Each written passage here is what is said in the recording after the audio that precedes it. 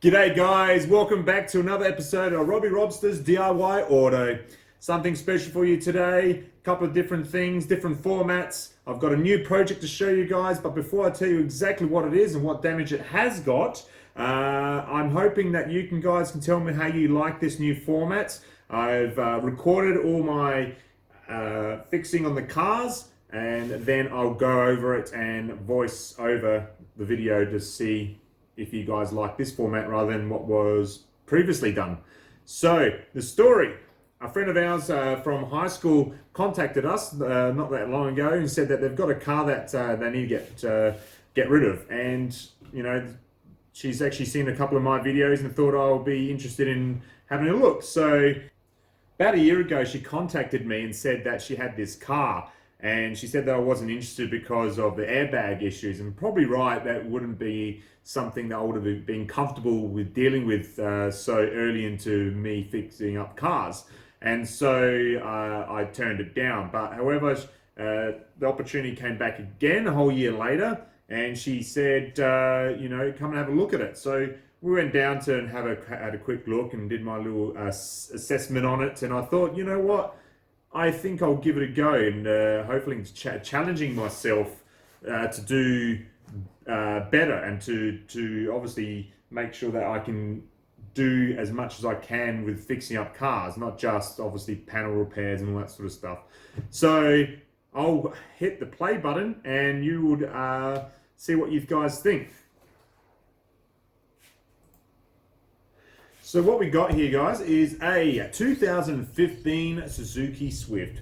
It's only got 47,000 on the clock, so it's very little. And this is the first damage that we can see coming up. It's on the passenger side rear quarter panel. It's very difficult little location, but it'll be interesting to see. You just saw the bumper just there with a few scratches and dents, but the problem is that this is not where the primary damage is. As we look at the back here, there's nothing wrong at what you can see, and down this side it looks pretty neat. And as we head forward the front of the car, and this is where the majority of the impact was done. Now apparently that damage there that you can see was enough to activate the airbags on the driver's side, knee airbag on the driver's side, and the passenger's airbags, and also activating the seatbelts. So I'll take you through here and have a quick look. Just popping the bonnets so we can show you the engine first. So it has been sitting for over a year, and it was a lot more dirty than when I picked it up. As you can see there on the bonnet as well, there's a bit of a damage on the bonnet. I'm not too sure if I can fix that, but hey, I'll give it a go. So here we are with the engine. With the battery was completely dead, so I had to jump start it. She drives fine. There is no speed limiter. There's no you know, stopping me going faster or slower, or it just goes. So as we move back around to the side of the car, let's see inside.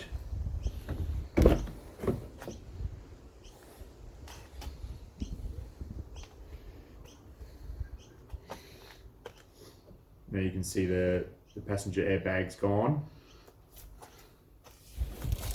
Floor mat, bit dirty. That's alright. I've got a carpet cleaner, I can clean all this. Bit of lollies that's been left behind. Got melted. And there's the driver's side knee bag and steering wheel bag. They have to be replaced and removed. But as far as it goes inside, it's a very nice little car. Like I said, a bit dirty, that just needs a good clean. Taking the back seats, nothing really exciting back there. However, again, the car seats will need to be carpet cleaned.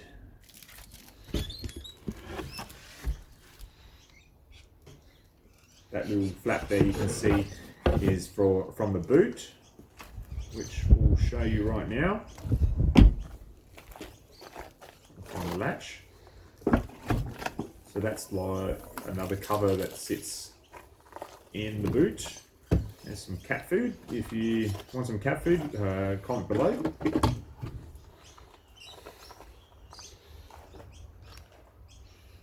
The actual spare tire that we're about to see now is actually hasn't been used, so that's really good. It's one of those space saver spare tires, so obviously that won't even get used if you have a flat tire. But everything else is all neat, no rips, no tears. As we go around the vehicle again, there's not much to do apart from basically dismantling it, which we'll do through this video. I'll be going through dismantling all the airbags and the seat belts, and come join me. So if you like it, like this setup, give us a comment below. Alright, so I'm starting off with the front passenger seat. These are quite difficult to get out. They are using a Torx socket, not Torx bit. There's two in the front and two in the rear. The reason why I took the chair out is because the pre-tensioner that you see, the seatbelt buckle that you see there has a pre-tensioner, or at least I thought had a pre-tensioner, because that one there is a lot lower than the one on the driver's side. And like with another car that I've fixed previously, if one is lower than the other, that generally indicates that there's a pre-tensioner that's been activated. So I took the chair out anyway. It was best that I took it out regardless of that being activated or not, because it helped me lay down to get the airbags out of the dash. So it didn't take too long. Again, there's only 4 bolts that you have to undo. Now these seats come with a side airbag, so there's when I was making sure that I'm dealing with anything electronic, especially the airbag components, that I disconnect the battery, so I don't want any of these going off in my face. The previous owner apparently said to me that when the airbag went off on the steering wheel airbag, it actually split her lip. So here I am just undoing the clip for the airbag side, the side airbag from the seat. So now that was pretty easy to get out. Put it on its side, and this is where I am trying to investigate to see where the pre-tensioner was, or is, or if there is one there. So I used a breaker bar to break it, because these are quite hard in its place. I leaned it against the cards so I don't actually have to muck around with it. Which reminds me, I may need to buy some thread locker to, when I put these back into place, they will lock into place like glue essentially.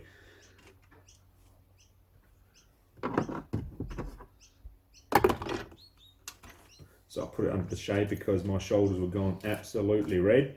And this is where I have seen that this one doesn't actually have any pre-tensioners. So I'm going to do some more research on this, because I thought most cars have them, and this is just a strap. You can see me having a look there. And so I may need to take out the driver's side to investigate that one as well, because the other one, the driver's side is longer than the passenger side. So here we are onto the passenger seat belt that was locked in place. So no one was sitting in the car. As you can see that the seat belt is in its original position. Using the breaker bar, breaking the bottom. Just to loosen it, and using a ratchet, I guess. Undo the rest. Now I was very careful with this one because I didn't know how much tension was on the belt, so took my time because I don't want it to fling up, because there was a lot of, like, you couldn't move it. Even the adjustable bit at the top where you adjust your shoulder distance. Took off the cover to reveal the locking mechanism at the bottom, as you can see. This is held by 2 bolts, well actually 1 bolt, 1 screw.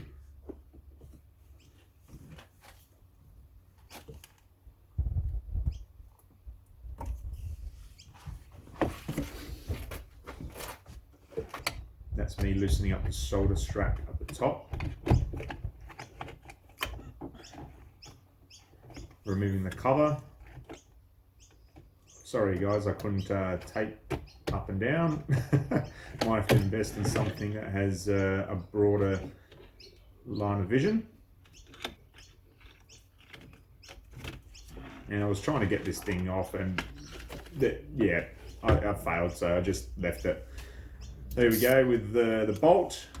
Get that off, and then move on to the screw, which, funny enough, the screw was actually harder to get out. But what I managed to do is put a screw bit into my ratchet, and which gave me a little bit more leverage to break it loose.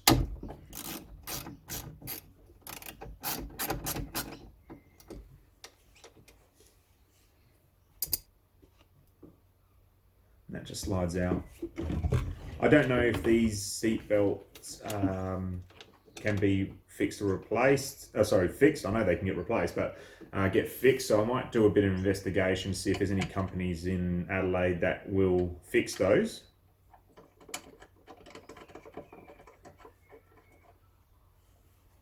Okay, this is the top up where the shoulder sits on. This is done by 2 bolts, again using the breaker bar just to break it free. Top and bottom. Exciting stuff, I know.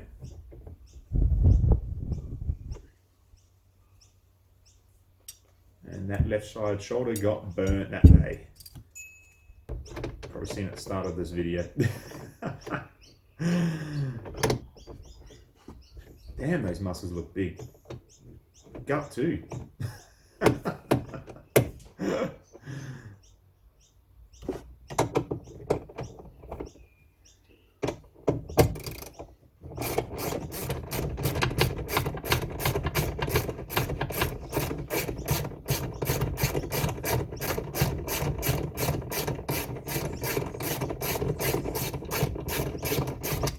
Alright, so now we're moving over to the passenger airbag.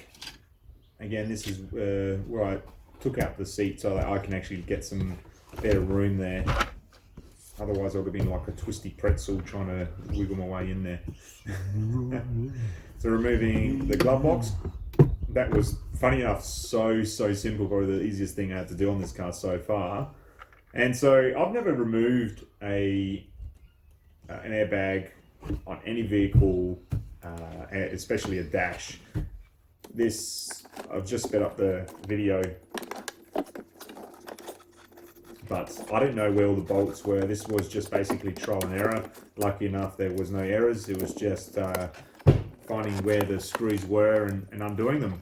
And slowly but surely, I managed to get it out without having to break anything.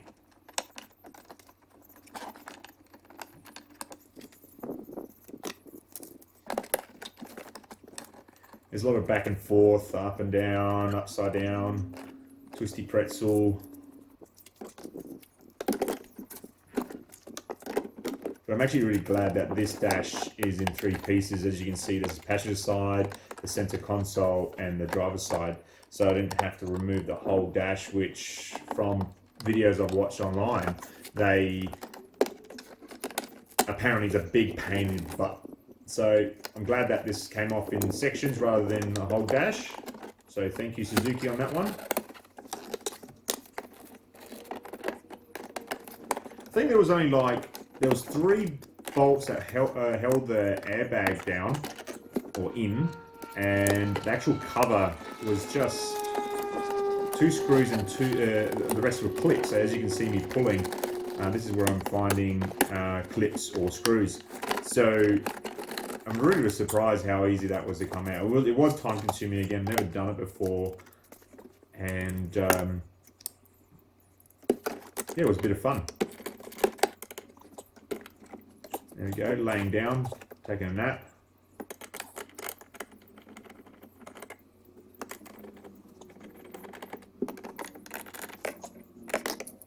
Yeah, the struggle is real, guys. The struggle is real.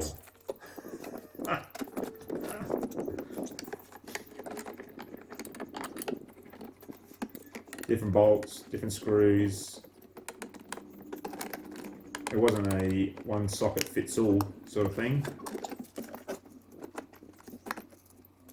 That's the first thing I noticed when I attempted to remove the seats in the car. They were the Torx sockets, and of course didn't have any of those, so I had to quickly duck down to Super Cheap Auto, and they didn't have any, so I went to Sprint's Auto Parts, and they had the only one left, one socket range. It comes with a whole bunch of Torx sockets. Mind you, I'm learning this as I go, so all these words, some are correct, some are not. So if you're using this as educational purposes, don't, because it's not. This is for entertainment purposes. Alright, so remove the airbag. That was, again, it was time consuming, but it was quite simple. So we're moving over to the driver's side. We're removing the knee bag that was held on by 2 screws. Sorry, the cover was held on by 2 screws.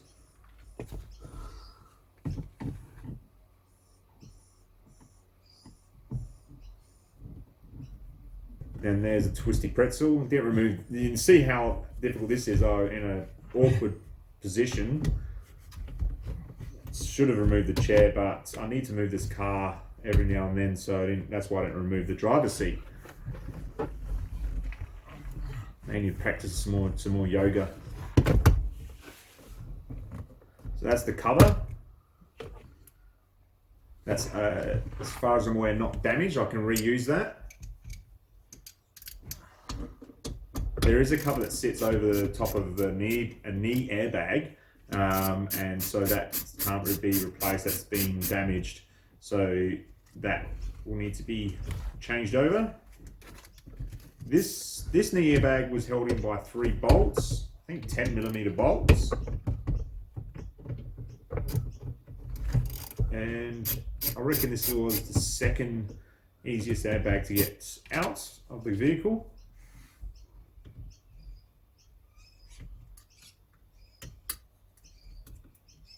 Don't know what I'm doing there. Sometimes I don't even know what I'm doing, which is a lot of the time. We're undoing another bolt.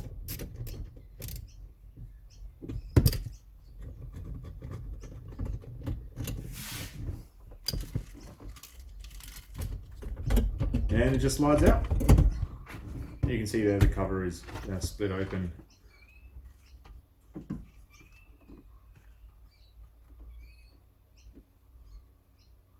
Chuck that in a pile. Straightening up the steering wheel because I've never taken an airbag off on the steering wheel. It's the first time for it's the first time on a lot of the things on this car. So this needed a Torx bit. I used a spanner to help me crack that open. And then it was easy enough just to unscrew with my hand. And off it comes. Obviously this video has been cut up, so it wasn't that quick. And the actual steering wheel airbag was melted on, so I actually had to break the clip. So I have to get the clip replaced on this one. So that's not too bad. And so when airbags go off, it's obviously a pyrotechnic, or what do they call them, that activates the airbag, and that gets really hot to where it can melt the plastics. Even the sticker around the airbag was melted. And this is the other side of the driver's side seatbelt.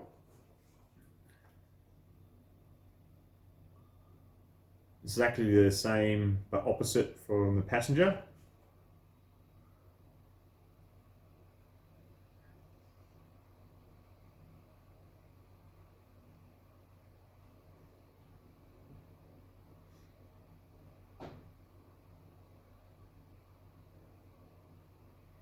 Out comes the mechanism. And then off comes the top bit. There's one more bolt that I need to undo. And easy enough, that was it.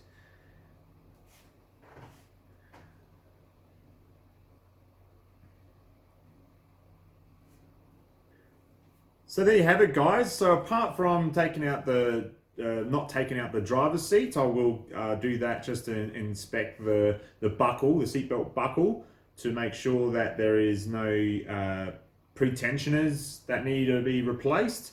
Again, if it does need to be replaced, I don't know why one is lower than the other. So I'll get that done. So that is it, guys. So hopefully you like my new project. I know it's nothing really exciting, but this is a stepping stone into doing or getting a vehicle that I've always wanted, and hopefully that will be a full drive some day. And don't forget to hit the like, subscribe buttons. Definitely hit the give me a comment below, because I want to see if you like this format. If you don't, I'll go back to what it was. If you do, yeah, guys, let me know. I'm Robby Robstar. I'll catch you later. Ciao for now. Peace.